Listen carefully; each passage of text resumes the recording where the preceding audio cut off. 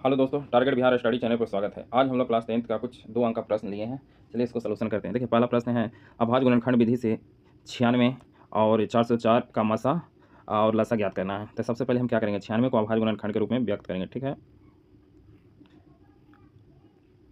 2 से 2 4 8, 2 8 16, 24 दूनी 48, 12 दूनी 24, 2 छक्का 12, फिर 2 से 2 तिया 6, 404 को फिर तोड़ो, 2 से 2 दूनी 40, 2 दूनी 4, 2 से लगाओ, 10 दूनी 20, 2 एकम 2।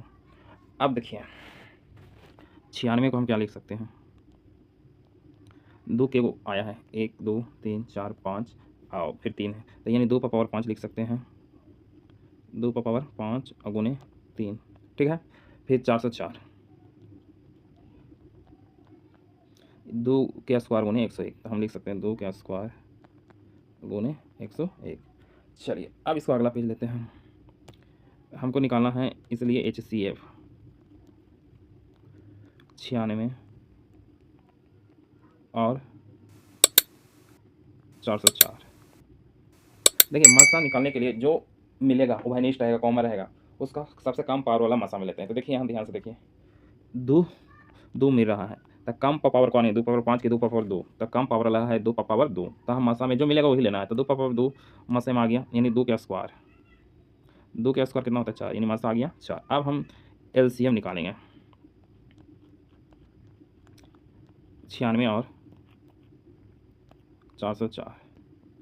देखिए लासा में क्या करें, जो मिलेगा अधिक पावर वाला लेंगे, जो मिल रहा है 2 2, तो अधिक 2 पावर 5 लेंगे, जो नहीं मिल रहा है उसको भी गुना करेंगे, 3 नहीं मिल रहा है तो 3 को भी गुना करेंगे, 101 नहीं मिला तो 101 के भी क्या करेंगे, गुना करेंगे। तो देखिए, तो अधिक पावर है 2 पावर 5, 3 नहीं मिल रहा था तो 3 भी लिखेंगे, 101 नहीं मिल रहा था 101 भी लिखेंगे। अब देखिए इसको गुना करें, 2 पावर 5 का मतलब 32, 32 या 96, फिर 96 में 101 से गुना कीजिए, तो ये आ जाएगा 96 एकम 96, यानी 96 96। ठीक है, अब नेक्स्ट प्रश्न देख रहे हैं। यदि HCF 306 657 का 9 दिया है, तो LCM 306 और 657 का ज्ञात करना है। तो ये फार्मूला होता है, ध्यान से देखिएगा, HCF गुने LCM बराबर क्या होता है, पहली संख्या गुने दूसरी संख्या। तो HCF तो 9 दिया हुआ है, देखिए HCF कितना है 9, तो 9 LCM हमको निकालना है, तो LCM निकालिए। पहली संख्या 306, दूसरी है 657, तो LCM बराबर होगी 306 गुने 657 बटे में 9, 9 से भागा दीजिए, 9 तिया 27, 9 चौ 36, फिर 34 में 657 से गुना कीजिए, तो गुना कीजिएगा तो इसका 22 33 8 आएगा। चलिए नेक्स्ट प्रश्न देखते हैं। एक द्विघात बहुपद ज्ञात कीजिए जिनके शून्याङ्कों का योग तथा गुणनफल क्रमशः -3 और 2 है। देखिए दिया हुआ है, क्या दिया हुआ है, शून्याङ्कों का योग, तो शून्याङ्कों का योग अल्फा प्लस बीटा के बोलते हैं। कितना दिया हुआ है जी, -3। शून्याङ्कों का गुणनफल अल्फा इंटू बीटा कितना है, 2 है। हमको द्विघात बहुपद निकालना है, तो द्विघात बहुपद निकालने का सूत्र क्या होता है,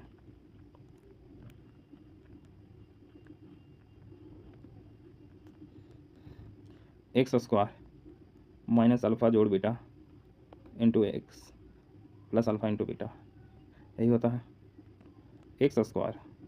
अल्फ़ा प्लस बीटा का मान -3 है, अब पहले से फार्मूला -3 है, तो minus minus +3 into x, alpha into beta का मान कितना है 2, तो +2 लिख दिए। चलिए नेक्स्ट प्रश्न देखते हैं। द्विघात बहुपद x square minus 2x minus 8 के शून्य ज्ञात कीजिए। शून्य ज्ञात करना है तो सबसे पहले क्या करेंगे, x square minus 2x minus 8 बराबर 0। फर्स्ट और लास्ट में गुना कीजिएगा तो कितना आएगा, -8x स्क्वायर आएगा। गुना करके 8x स्क्वायर लाना है और जोड़ के बीच वाला -2x लाना है। ठीक है, यही लाना है। तो -4x + 2x पर टूट रहा है, तो यहाँ लिखिए x square -4x + 2x minus 8 बराबर क्या, 0। कॉमन क्या है, x, तो x - 4, फिर 2 कॉमन लीजिए, x - 4 बराबर 0।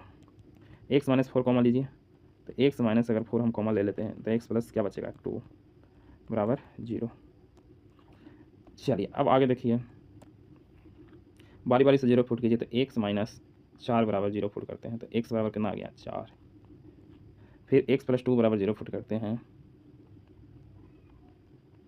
तो x बराबर क्या आ जाएगा, -2। चलिए अब आगे देखते हैं अगला प्रश्न। अगला प्रश्न है अनुपातों A1 बटे में A2, B1 बटे में B2 और C1 बटे में C2 की तुलना कर बताएं कि समीकरण 2x माइनस 3y बराबर 8 और 4x माइनस 6y बराबर 9 संगत है या असंगत। चलिए इसको देखिए सॉल्यूशन करते हैं।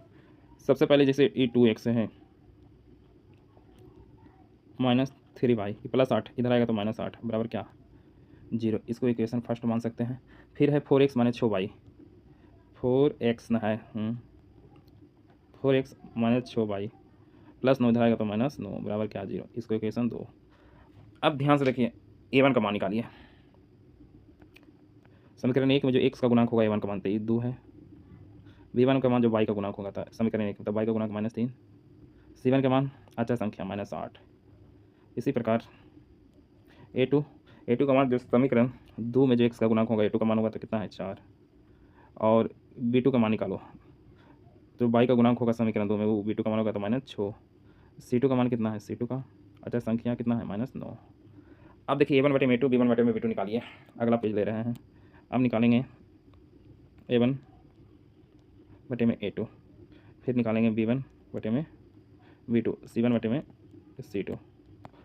अब देखिए A1 A2 का मान 2 और 4 है, तो यहाँ पर लिखेंगे 2 बटे में क्या लिखेंगे 2 बटे में 4, 2 दूनी 4 यानी 1 बटे में 2 आएगा। फिर B1 बटे में B2 निकालिए, तो देखिए कैसे निकालेंगे B1 बटे में B2, B1 का -3 और B2 का मान -6, तब -3 बटे में -6 माइनस माइनस प्लस 3 दूनी 6 यानी 1 बटे में 2। फिर C1 बटे में C2 निकालेंगे, ठीक है। C1 का मान -8, C2 का मान -9, ठीक है।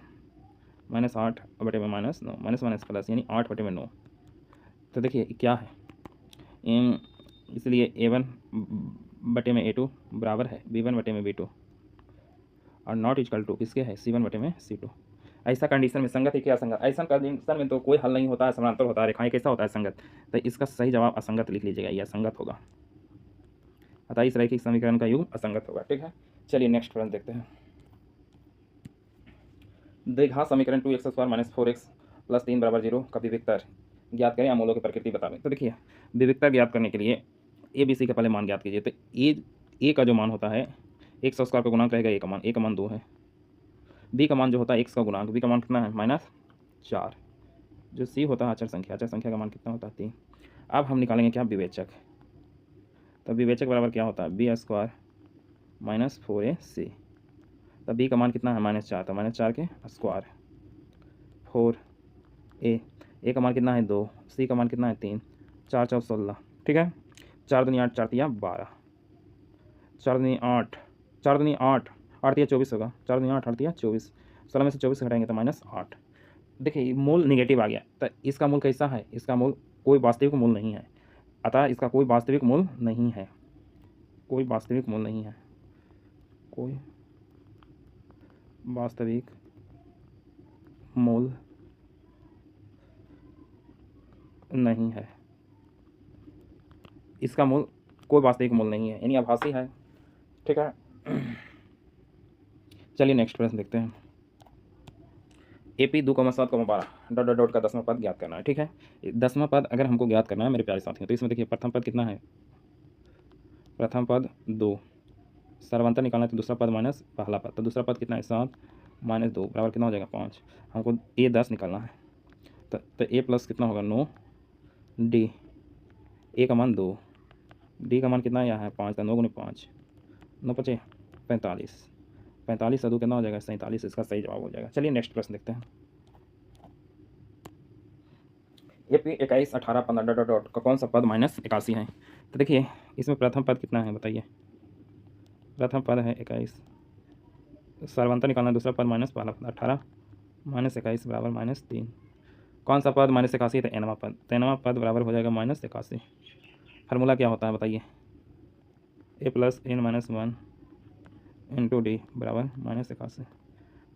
A का मान कितना है 21, n - 1 × D का मान आ गया -3 बराबर -81। तो देखिए उसके बाद आगे कैसे सॉल्व करेंगे, तो n - 1 माइनस इंटू में -3 बराबर -81, ये प्लस 21 ऊपर जाएगा तो -21, ठीक है।